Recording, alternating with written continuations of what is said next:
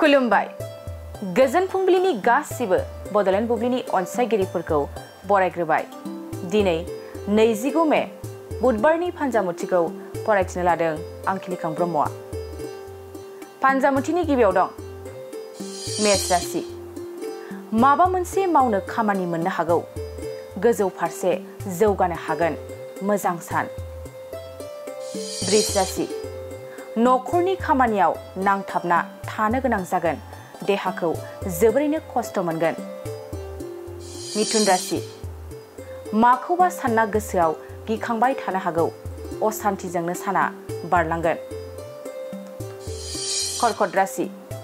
मोजां हाबा मावनो हागोन, गुबुनजों मान होजागोन, मोजां सान। सिंह राशि। बेफार फालांगि मावोब्ला रांनि मुलाम्फा जानो हागौ, गोसोआ गोजोन मोनगोन। कन्या राशि। सावस्रिया जोबोरैनो गाज्रि जानो हागौ, सांग्रां जाना थानाया मोजां। तुला राशि। नखराव दावराव दावसिया सोमजिनो हागौ, बिमानि सुखुआ गैया जागोन। वृश्चिक राशि। धोन दौलत आरजिना लानो हागोन, आखायाव रां रुफा फैगोन। धनु राशि। आखायाव रांखावरिया जोबस्रांनो हागौ, साननायफ्रा गासैबो फैमाल जागोन। मकर राशि। थांखि लानायाव जाफुंसार जानो हागौ, रंजा खुसिजोंनो साना बारलांगोन। कुम्भ राशि। माबा मोनसे मुवा खहा जानो हागौ, सानै हनै हाबा मावनाया गाहाम। मीन राशि। नोंथांहा दिनै धोन दौलत मोननायनि आसा दं, गोसोखौ रंजाखांनाय मोनगोन।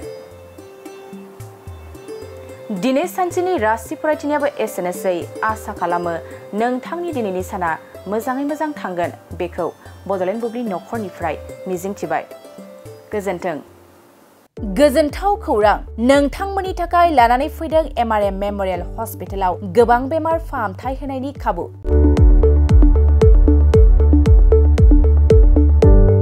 बेमारि सुबुंफोरनि थाखाय गोजोनथाव खौरां, MRM मेम'रियेल हस्पिटालाव मोजां रोंगौथि गोनां डक्टरफोरजों बेमारि सुबुंफ्रा मोजां फाहामथाय लानो हानाय सुबिदाखौ लानानै फैबाय MRM मेम'रियेल हस्पिटाला।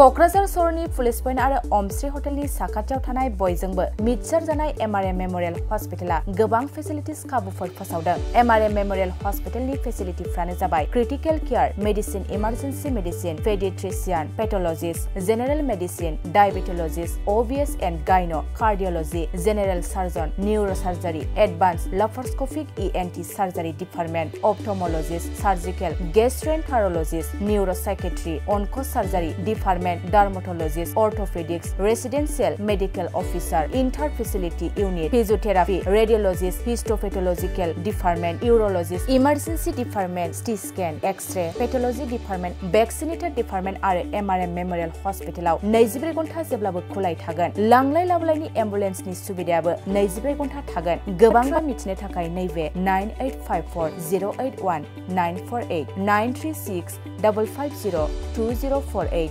जानबुं नाम्बाराव फन खालामनानै नोंथाङा मिथिनानै लानो हागोन।